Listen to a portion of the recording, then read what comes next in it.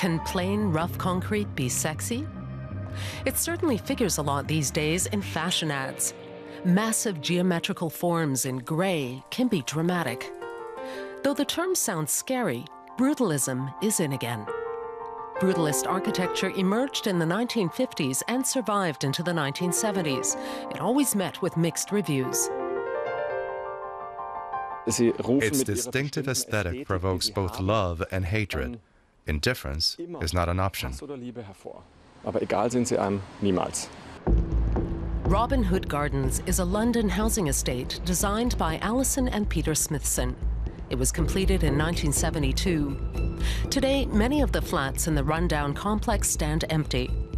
There are redevelopment plans, but the authorities say the estate does not merit listing as a heritage site. Architect Carl Sharrow says that's a good thing.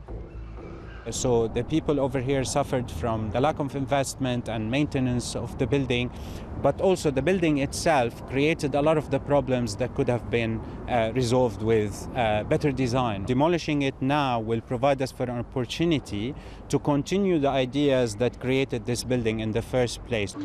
Famous architects, including Zaha Hadid and Richard Rogers, campaigned to save the complex, and many residents have fought as well. The arguments are aesthetic, social, and political. The estate was a valuable example of public sector housing with gardens and community building facilities. The pro-preservation campaign lost, but triggered a lively debate. What has happened is people have realised that it doesn't mean it's architecture that is brutal, that it's architecture that's really honest about its use of materials, that it's incredibly sculptural, that it relates to quite a lot of the art of the same period, and that it's architecture that really wants to be kind of imaginative and different. London was once a hotbed of brutalism. This is the Royal National Theatre. But brutalism was an international phenomenon. The aesthetics were radical, and the social agenda was too. Many of the buildings have not aged well, but if they're well maintained and in a good location, they can be good places to live. And the Barbican estate here in the centre of London is a real example of how brutalist architecture can work. I mean, that's a private estate. Flats there are very, very expensive, and people who live there are incredibly enthusiastic about it. There is an online international community of brutalism lovers. The SOS Brutalism website hosts a growing database of buildings.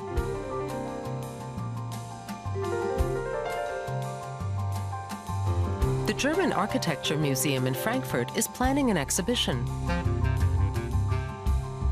In Britain, the Brutalism Appreciation Society has 40,000 followers on Facebook. Bloggers in the US are also singing the praises of the genre. It is easy to find it cool. There is a lot of positive chatter on the web. It is big and raw. It speaks to our instincts, perhaps to our baser instincts. It is, after all, brutal. It is one thing to be popular on the internet, and another to be acknowledged and appreciated by society. Stanley Kubrick certainly appreciated it as a dystopian nightmare landscape in his 1971 film A Clockwork Orange. That could be considered a contemporary critique.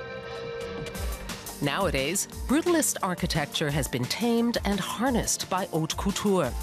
Its buildings now figure as decoration on consumer goods. Has a once bold vision decayed into a lifestyle motif? It becomes like a black and white poster that you hang on the wall and to show that you have good taste, but you have no connection to the ideas and the philosophy that brought it around. And I think this is something quite a serious cultural shift that we need to oppose. Admirers say brutalist architecture deserves to be taken seriously. Many hope the major show at the German Architecture Museum next year might help to set the record straight.